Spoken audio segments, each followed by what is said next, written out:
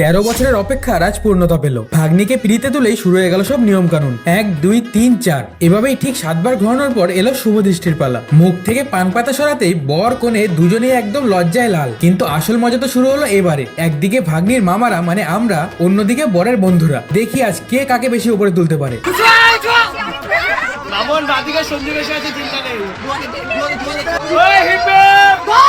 শেষমেশ কোনে পক্ষের জয়।